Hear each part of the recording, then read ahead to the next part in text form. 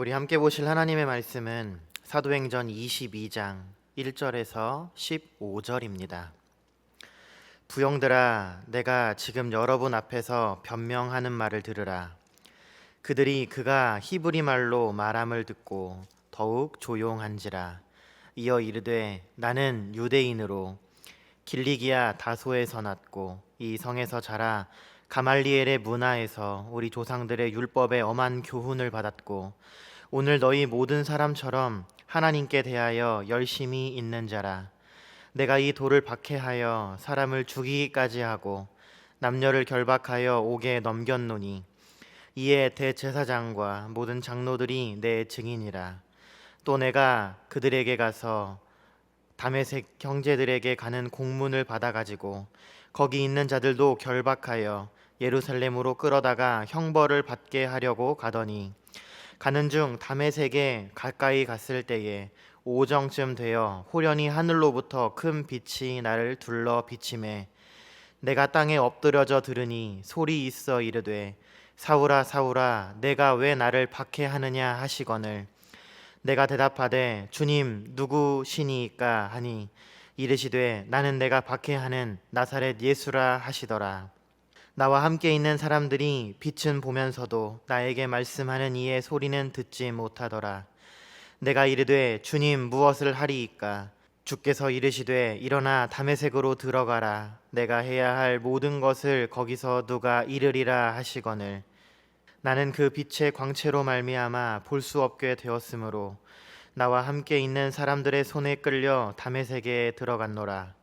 율법에 따라 경건한 사람으로 거기 사는 모든 유대인들에게 칭찬을 듣는 아나니아라 하는 이가 내게 와 곁에 서서 말하되, 형제 사울아 다시 보라 하거늘 즉시 그를 쳐다보았노라. 그가 또 이르되, 우리 조상들의 하나님이 너를 택하여 너로 하여금 자기 뜻을 알게 하시며 그 의인을 보게 하시고 그 입에서 나오는 음성을 듣게 하셨으니 내가 그를 위하여 모든 사람 앞에서 내가 보고 들은 것에 증인이 되리라. 아멘. 사람들은 직장을 얻기 위해 철이 들기 전부터 학원도 학교도 다니기 시작합니다. 장성에서는 결혼하고 또 직장에 들어가고 그리고 아이들을 낳아서 공부시키고 그들을 또 뒷바라지하면서 나이를 먹고 늙어갑니다. 흔히 장례식장에서 이렇게 하는 말을 듣습니다. 이 사람 평생 일만 하다 갔다. 우리 주변에 보면 정말 일만 하다가 생을 마치는 사람들이 정말 많습니다. 일터에서 때가 묻은 손을 제대로 씻지 못한 채 인생을 마치는 사람들도 많습니다. 돈을 벌기는 버는데 그 돈을 정말 하나님의 뜻대로 보람있게 한번 써보지도 못한 채 모으는 것만을 열심히 하다가 어느 날 그 인생이 끝나는 경우도 있습니다. 우리에게 주어지는 생애는 딱 한 번, 그래서 일생 아닙니까?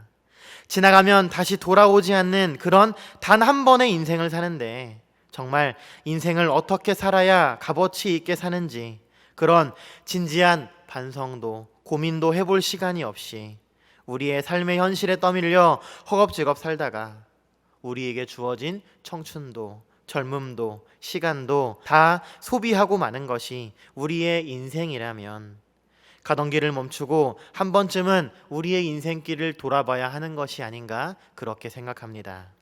사람이 사는 일은 그냥 숨이 붙어 있어서 여기 존재하는 것이 아니라 사람이 산다는 것은 무엇을 위한 기회이자 시간입니다. 이 세상에서 그냥 살아가는 사람 단 한 명도 없습니다. 우리 모두에게는 기다림도 있고 소망도 있고 욕망도 있습니다. 이것은 각자 나름대로 삶의 목적이 있다는 것을 뜻합니다. 바로 이 목적이 배의 키와 같아서 우리를 인도해 가는 것입니다. 그런데 중요한 것은 참된 인생의 목적은 스스로 터득할 수 없다라고 하는 겁니다. 왜냐하면 참된 인생의 목적이란 회개의 열매로 주어지기 때문입니다. 회개는 하나님의 은혜입니다. 그런 하나님의 은혜인 회개를 거치면서 사람은 하나님께서 나에게 원하시는 삶의 목적에 대해서 깨닫기 시작합니다. 나를 지으시고 지금까지 나를 인도하시고 또 앞으로도 나를 인도하실 하나님의 관점에서 나의 인생을 보게 되는 겁니다. 그리고 하나님께서 원하시는 그 관점으로 내 인생을 보게 되면서 마침내 하나님께서 내게 뭘 원하시는지 깨닫게 되는 겁니다. 따라서 인생의 참된 목적이란 하나님께로부터 주어져야 되는 은혜이자 선물이라고 할 수 있는 겁니다. 오늘 우리가 읽었던 이 사도행전 22장 본문을 보면 사도 바울이 과거 자신이 겪었던, 과거 주님을 만났던 그 일을 회상하면서 다시 한번 그 일에 대해서 말하고 있습니다. 사도 바울이 다메섹으로 향해 가던 길에 부활하신 주님을 만나 이 대화하는 장면을 말하고 있는데, 부활하신 주님을 만나 사도 바울이 가장 첫 번째 물었던 질문은 주님 누구십니까? 라는 말이었습니다. 그리고 그가 두 번째 물었던 질문이 주여 내가 무엇을 해야 합니까? 라는 것이었습니다. 이 사도 바울의 질문 안에는 자신이 살아왔던 지난 과거가 결국 잘못 살아왔다라는 이 회개의 고백과 함께 하나님께서 내게 주시는 새로운 인생을 받아들이겠다라고 하는 그런 수용의 고백이 동시에 담겨 있는 겁니다. 사실 그는 예수를 믿는 제자들을 다 죽이기 위해서 다메섹으로 가던 길이었습니다. 그러니까 당시 그의 사명은, 자기 인생의 목표는 예수 믿는 자들을 다 잡아다가 옥에 가두고 죽이는 것이었습니다.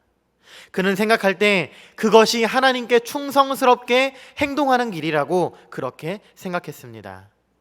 지금은 처지가 달라졌지만 오늘 22장에 보면 바울은 한때 자기를 고소한 유대인과 같이 이 그리스도인들을 핍박하던 사람들 중에 하나였고, 열심으로만 따지면 남들보다 더 열심이었다고 그렇게 말하고 있습니다.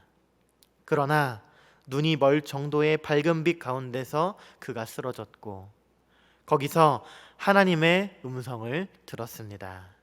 그리고 그 자리에서 그는 이렇게 고백하게 되었습니다. 주님, 무엇을 하리이까? 성도님들, 오늘 이 짧은 한마디 안에 사도 바울의 삶이 앞으로 어떻게 전개될 것인지 가늠하게 되는 중요한 메시지가 담겨져 있습니다. 오늘 이 고백 안에는 지금까지 자기가 살아왔던 그 모든 것이 잘못이었다라는 그런 자기 인식이 들어 있었던 겁니다.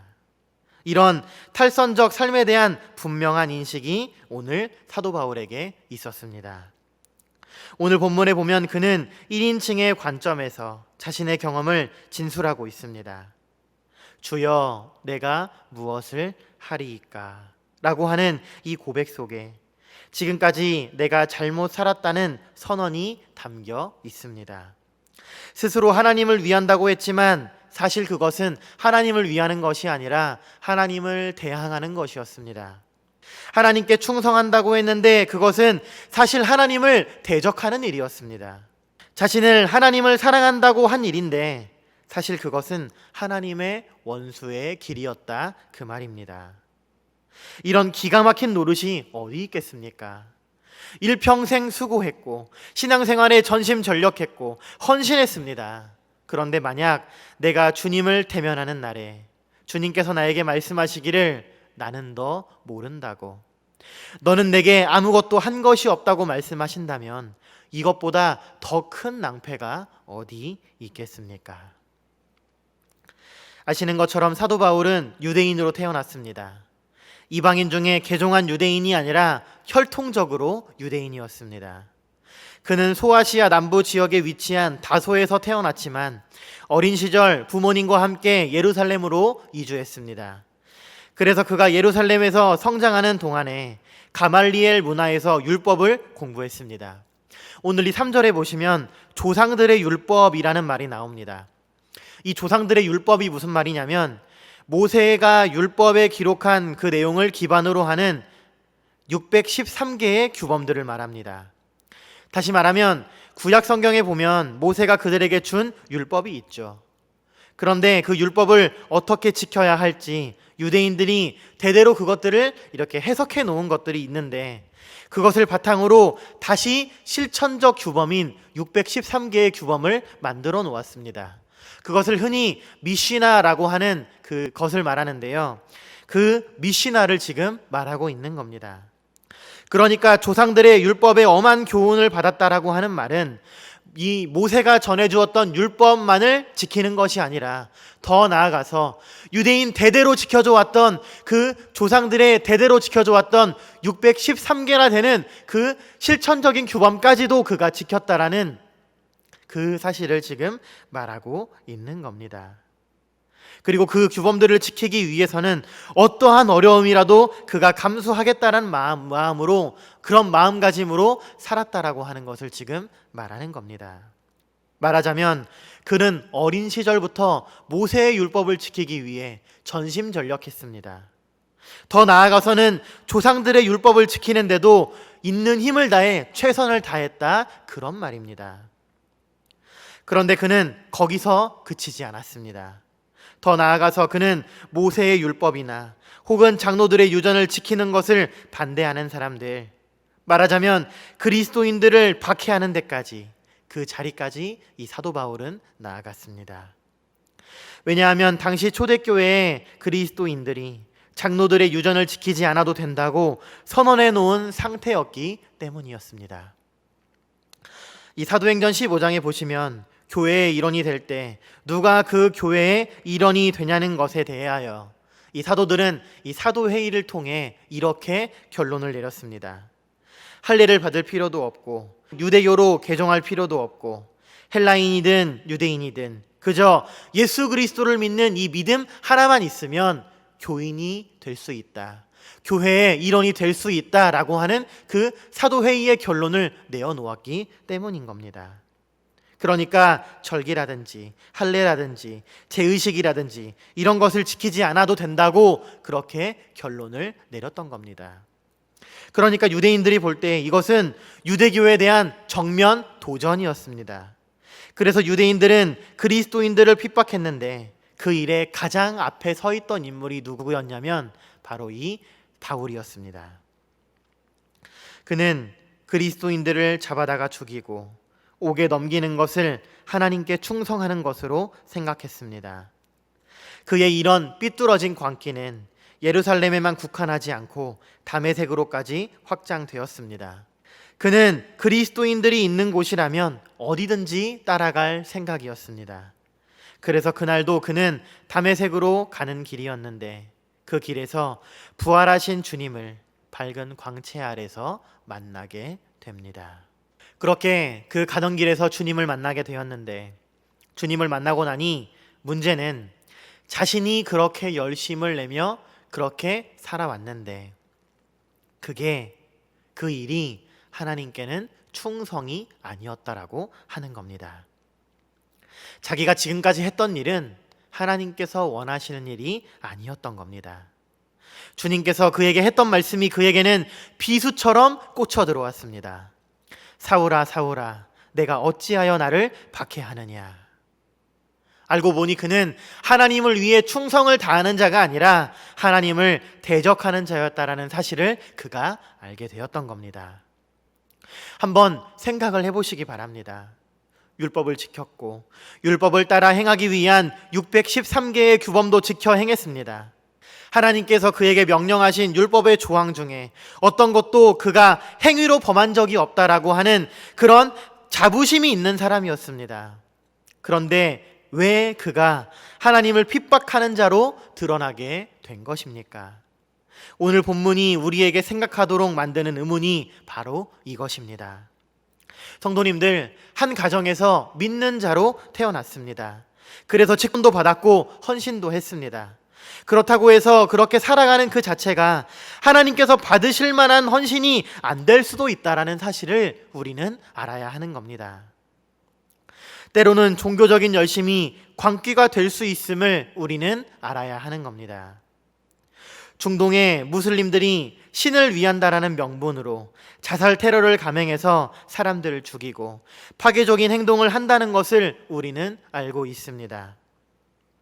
역사적으로 보면 열심당, 십자군 전쟁, 종교 재판 등도 결국에는 종교적인 열정으로부터 촉발되었던 사건들이었습니다. 열심이 없다면 그런 일이 과연 일어났겠느냐 그 말입니다.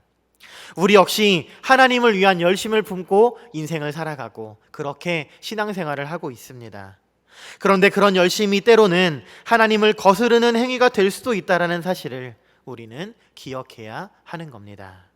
하나님의 말씀에 기반하지 못하는 열심, 하나님의 뜻을 헤아리지 못하는 기계적인 충성, 그런 것들이 잘못하면 하나님을 대적하는 것이 될 수도 있다라고 하는 겁니다.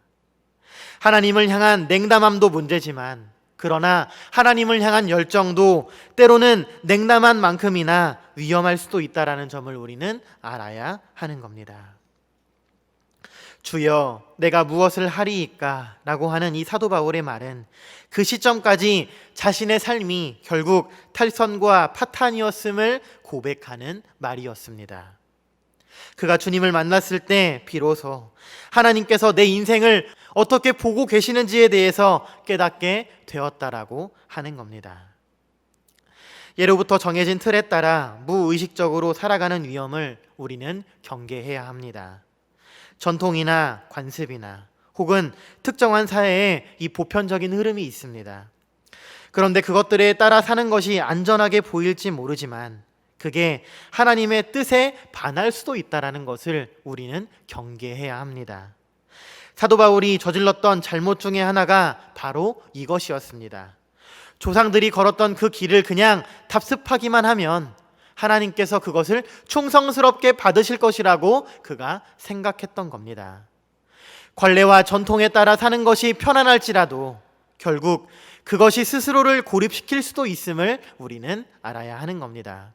비록 그것이 종교적이라 할지라도 그 길을 걷는 방법이 복음의 정신에 부합하는지 지속적으로 물어봐야 하는 겁니다.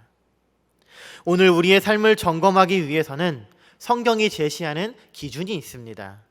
내가 정말 하나님의 뜻대로 바르게 행하고 있는지를 알기 위해서는 첫째로 내 삶이 철저하게 그리스도 중심적인지를 먼저 물어보셔야 합니다. 그리스도인들은 선하게 사는 것만을 추구해서는 안 됩니다. 그것 이상의 무엇인가가 있어야 하는 겁니다. 그것은 그리스도의 기쁨을 추구하는 것입니다. 그저 선하게 사는 일에 안주하는 것이 아니라 내가 이렇게 행하는 것이 정말 그리스도께서 기뻐하실 만한 일인지를 매일 점검하는 일이라 그것입니다. 갈라디아서 1장 10절입니다. 이제 내가 사람들에게 좋게 하랴 하나님께 좋게 하랴 사람들에게 기쁨을 구하랴 내가 지금까지 사람들의 기쁨을 구하였다면 그리스도의 종이 아니니라 그랬습니다. 바로 이겁니다. 그리스도인들은 절대적인 또 하나의 기준이 있는데 그것은 하나님께서 나를 기뻐하시는지에 대해서 물어보아야 한다라고 하는 겁니다.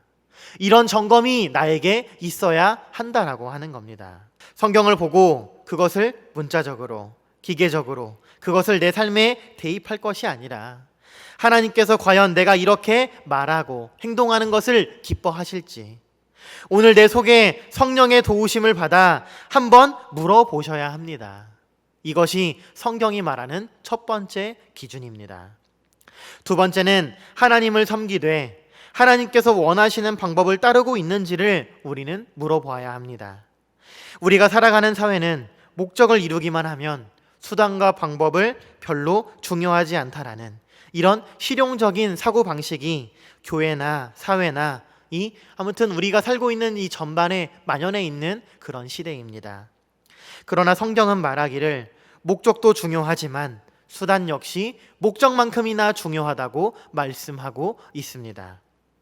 이 구약 성경에서 제사에 관한 하나님의 가르침에 보시면 그 제사를 어떻게 드려야 할지, 어느 장소에서 드려야 할지, 제물은 어떤 것을 써야 할지, 옷은 어떻게 입어야 하는지 그 구체적인 방법과 절차에 대해서 아주 세세하게 하나님께서 다 알려주고 계십니다. 하나님께서 제시하신 그 예배에 관한 절차나 방법에 관하여 우리가 순종하지 않는 한 그가 드리는 예배를 받으시지 않는다고 말씀하셨습니다. 그러니까 말하자면 예배를 드리는 것이 중요한 게 아니라 정확하게는 하나님께서 원하시는 대로 예배를 드리는 것이 중요하다, 그 말입니다. 이렇게 예배를 드리는 것에 관한 하나님의 이런 방법에 대한 관심은 헌신에 대해서도 우리의 삶에 그대로 적용되어야 하는 겁니다. 헌신한다라는 사실이 중요한 게 아닙니다. 내가 헌신할 때 가장 중요한 것은 어떻게 하나님께서 원하시는 방법대로 내가 헌신하는가라는 것이 가장 중요한 겁니다.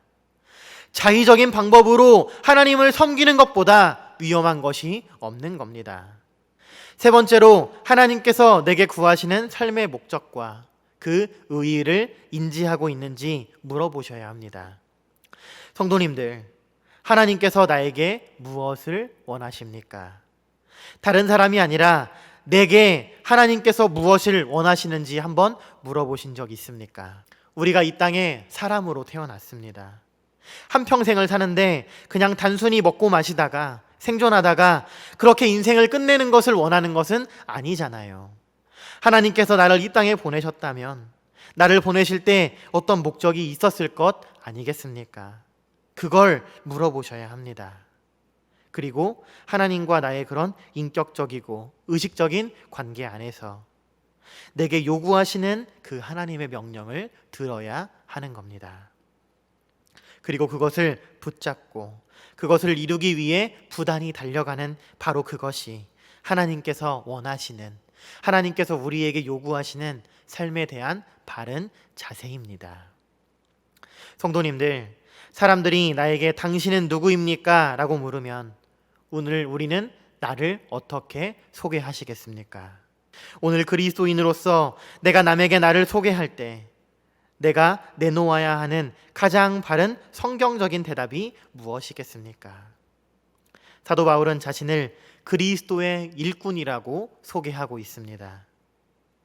일꾼이라는 말은 문자적으로 갑판 아래에서 노 젓는 사람을 뜻합니다. 이 배너라는 영화를 보시면 주인공이 노예가 되어가지고 전함의 갑판 밑에서 노를 젓는 모습이 나옵니다. 어디로 가는지도 모릅니다. 영문도 모른 채 그저 북소리에 맞춰가지고 죽는 날까지 노를 저어야 합니다. 그게 노예의 일생이고 노예의 인생입니다. 사도 바울이 나는 그리스도의 일꾼이라고 말할 때 자기는 어디로 가는지 영문도 모릅니다. 그저 주님의 명령에 따라 노를 저어가는 노예에 불과하다라는 그런 자의식이 그에게 자리 잡고 있었다라고 하는 겁니다. 빌립보서 3장에 보시면 사도 바울은 자신이 전에 소중하게 여겼던 모든 것을 배설물로 여긴다라고 그렇게 말하고 있습니다. 자신이 과거에 자랑했던 것들이 있습니다. 자신을 소개할 때 명함에 적을 만한 것들이 아주 많이 있었습니다. 자기는 유대인 중에 유대인, 히브리인 중에 히브리인이었습니다. 어려서부터 이 율법을 공부했습니다. 모세의 율법을 다 지켰고 로마의 시민권자였고 그는 학자였고 바리새인이었습니다. 남들에게 자랑할 만한 그런 많은 것들이 그에게 있었습니다. 그러나 그런 것들을 다 뒤로 하고 자기를 소개하는 명함에 그런 것들을 하나도 적지 않았습니다. 그리고 자기는 자신의 명함에 딱 한 가지만 적었는데 그게 무엇인고 하니 예수 그리스도의 일꾼, 이것 하나만 적었다 이 말입니다. 이게 사도 바울이 가지고 있는 그의 정체성의 전부였습니다. 성도님들, 그리스도인들이 가져야 할 자기 정체성에 대한 의식은 바로 여기 있는 겁니다. 나는 그리스도의 일꾼이다 라고 하는 이 정체성이 우리 자의식에 자리 잡아야 하는 겁니다. 주님이 가라고 하시면 가고 서라고 하시면 서는 존재. 사도 바울에게 생의 목적이란 아주 간단했습니다. 그저 그리스도께서 시키시는 대로, 그리스도께서 명령하시는 대로 순종하며 사는 것이었습니다. 자신이 설정한 구체적인 목적이란 있을 수 없었습니다. 오직 내 안에 계시는 성령께서 이끄시는 대로 산다는 것이 그 생애의 목적이었습니다. 성령이 어디로 그를 이끌어 가실지 그는 몰랐습니다. 내일은 또 어떻게 될지 모릅니다. 살지 죽을지 혹은 핍박과 환난이 있을지 모르지만 하여튼 그리스도께서 그를 이끄시는 대로 살다가 그렇게 생을 마감하면 주님께로 간다는 것이 그의 인생의 목표였습니다. 사도행전 20장 22절 23절에 보시면 그는 예루살렘에 올라가기 전에 최소한 3번 이상 예루살렘에 올라가면 큰 환난과 핍박이 있을 것이라는 그런 예언을 듣게 됩니다. 그러나 사도 바울은 그렇게 주변에서 만류하는 사람들의 손을 뿌리치고 말하기를 나는 성령의 매임을 받아 예루살렘으로 간다라고 말했습니다. 환난이 있을 것이라는 것도 알았지만 그는 예루살렘으로 갔습니다. 왜냐하면 그 길은 성령께서 이끄시는 길이었기 때문이었습니다. 나는 그리스도의 종입니다. 그러므로 사도 바울에게 그의 인생을 한 문장으로 말하라고 한다면 주님께서 원하는 곳이 곧 나의 소원입니다 라고 정리할 수 있는 겁니다. 성도님들, 우리가 이대로 계속 살아도 되겠습니까? 인생이라는 집을 이렇게 계속 짓는다면 제대로 된 집이 되겠습니까? 우리 각자가 꿈꾸는 삶이 무엇이고 그게 진정으로 가치 있는 것이라고 확신하십니까? 우리가 단 하루를 살아도 보람 있고 의미 있게 살아야 하는 것 아니겠습니까? 돈 벌고 승진하고 성공하는 것 외에 특별한 목적 없이 존재하고 있는 것은 아닌지 오늘 한번 우리 스스로를 돌아볼 필요가 있는 겁니다. 우리 나름대로는 괜찮은 신자라고 생각하고 살고 있을 수는 있지만 반대로 실제로는 그렇지 않을 수도 있다는 것을 우리는 염두에 두셔야 하겠습니다. 내가 그토록 좋은 신자가 아닐 수도 있다는 그런 사실을 우리는 스스로 자문해 봐야 합니다. 1955년 미국에서 있었던 일입니다. 어느 날 마을회관에서 종교 영화를 상영했는데 그 내용은 한국 전쟁 고아들에 대한 내용이었습니다. 이 영화를 관람했던 한 농부 부부는 집으로 돌아가는 길에 그 영화에서 본 고아들의 참상을 생각하며 마음 아파했습니다. 그러나 농부로서 그 아이들을 위해서 할 수 있는 것이 별로 없다는 마음에 그런 생각에 참 더욱더 마음이 아팠습니다. 그 이후로도 이들 부부는 고아들이 불쌍해서 견딜 수가 없었습니다. 그리고 이러한 동정심은 이들 부부에게 어떤 도덕적 책임의식으로 다가오게 되었습니다. 그래서 이 부부가 어느 날 작정하고 이렇게 기도하기 시작했습니다. 주여, 우리가 무엇을 해야 합니까? 한국 땅에서 저렇게 버림받은 아이들을 위해서 우리가 무엇을 해야만 합니까? 이렇게 기도하기 시작했습니다. 기도하는 중에 이들 부부는 자신 농장의 일부를 팔아서 한국에 있는 고아 8명을 입양하게 되었습니다. 그런데 이 부부의 소식이 그 지역 일간지에 실리고 사람들에게 알려지게 되면서 미국 전역에서 한국에 있는 전쟁 고아를 입양하고 돕겠다라는 사람들의 성원이 시작되었습니다. 결국 이들 부부는 자신의 농사 일을 그만두고 약 16,000명의 한국 고아들을 미국인들과 맺어주는 그런 일을 하게 되었습니다. 이 농부가 바로 유명한 홀트 아동복지회의 설립자 해리 홀트입니다. 해리 홀트는 이런 말을 했습니다. 내 인생에서 가장 중요한 전환점은 주여, 내가 무엇을 해야 합니까? 라고 물었던 그 기도의 시간이다. 성도님들, 오늘 우리 인생을 놓고 하나님께 한번 진지하게 물어보시기 바랍니다. 오늘 주님께서 내게 원하시는 하나님의 뜻이 무엇입니까? 주님, 내 인생이 얼마나 남았는지는 모르겠지만 그러나 내 인생의 시간이 다할 때까지 내가 주님의 그 뜻을 쫓아가며 헌신하기를 바라오니, 그렇게 하기를 원하오니 나를 향한 하나님의 뜻을 보여주옵소서 라고 하며 하나님께 그 뜻을 구하시며 한번 간구해 보시길 바랍니다. 오늘 그러한 기도 속에서 하나님께서 내게 주시는 분명한 뜻이 있음을 깨닫고 정말 보람 있게, 정말 신앙인다운 그런 복된 인생을 살아야 하는 것 아니겠습니까? 사도 바울이 주님을 만나고 그의 인생이 전환점 되는 그 시점에 그의 인생이 지금까지 살아왔던 것이 잘못되었다라는 것을 깨닫고 주님께 물었던 질문이 바로 이것이었습니다. 주님, 내가 무엇을 하오리이까? 오늘 우리도 주님께 한번 물어보아야 하는 것 아니겠습니까? 주님, 이제 내가 무엇을 해야 하겠습니까? 주님, 내가 내 인생을 어떻게 살아야 하겠습니까? 주님, 어떻게 사는 것이 하나님께서 나에게 원하시는 대로 그 방법과 그 뜻대로 사는 것입니까? 라고 하는 것을 우리가 스스로 한 번쯤은 물어보아야 하는 것 아니겠습니까? 이렇게 하나님의 뜻을 구하실 때, 하나님께서 나에게 원하시는 그 뜻을 구하실 때 하나님께서 우리의 인생을, 우리의 신앙생활을 하나님의 선하신 뜻대로 이끌어갈 줄을 반드시 믿으시고, 기도하실 때 나의 욕망과 나의 욕심과 나의 어떤 개인적인 것을 구하는 것이 아니라 주님께서 말씀하신 것처럼 그의 나라와 그의 의를 구할 수 있는, 하나님의 뜻을 구할 수 있는 그런 모든 복된 성도님들이 되시기를 간절히 바랍니다.